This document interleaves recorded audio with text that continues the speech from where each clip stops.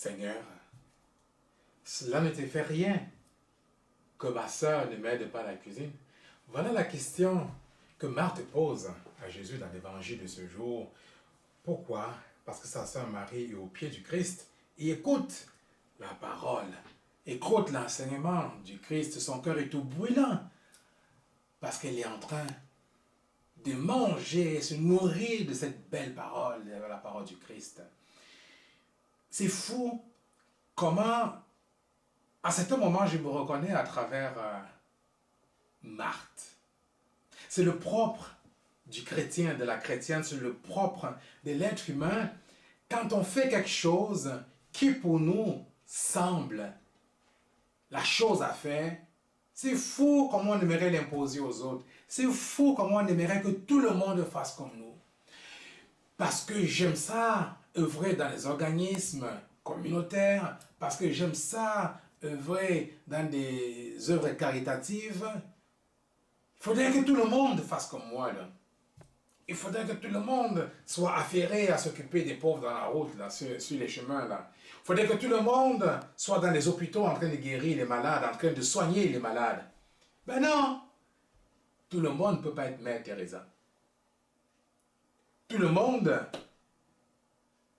ne peut pas être Padre Pio. Tout le monde ne peut pas être le curé d'Ars dans le confessionnal. Tous les prêtres ne peuvent pas être de même. Non. Alors, ce n'est pas parce que je vis mon engagement de baptiser d'une certaine façon que je dois l'imposer aux autres. Que tout le monde doit fonctionner de la même façon, de la même manière. Seigneur, Seigneur, cela ne te fait rien que ma soeur ne m'aide pas à la cuisine. Il n'y a pas de mal à être au service. Être au service, porter le tablier de service, mais appliquer la parole de Dieu.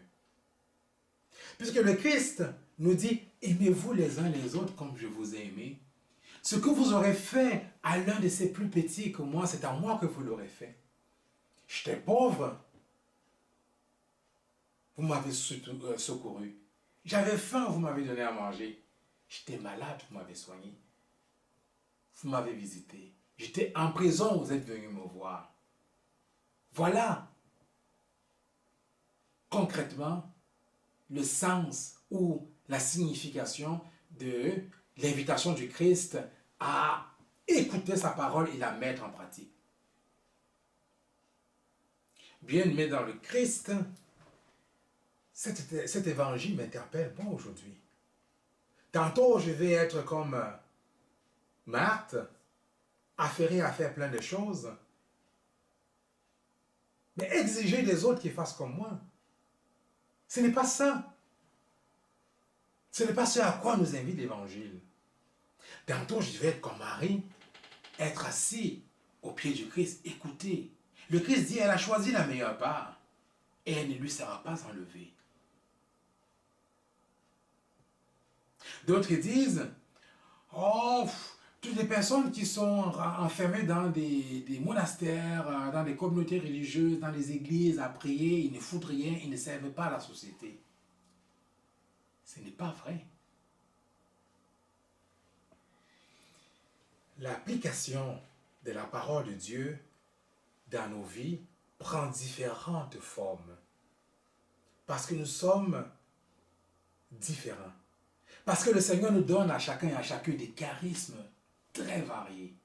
Nous sommes donc appelés à faire fructifier ces charismes, à les mettre au service de l'annonce de la parole, au service de la mission, telle que nous sommes, avec notre histoire, en respectant nos frères et sœurs, dans leur propre richesse, dans leur propre force, dans leur propre charisme, sans rien imposer. Pierre ne sera jamais Matthieu. Matthieu ne sera jamais Thomas. Thomas ne sera jamais Jude. Mais c'est avec la particularité de chacun qu'ensemble, nous pouvons justement accueillir cette parole de Dieu, l'apporter à nos frères et sœurs. Voilà l'interpellation de l'évangile d'aujourd'hui. Écoutons la parole du Seigneur, mettons-la en application. Que ce soit dans le travail des mains, que ce soit dans le travail intellectuel, que toute notre vie soit imprégnée de cela. Que toute notre vie soit justement parole de Dieu. Amen.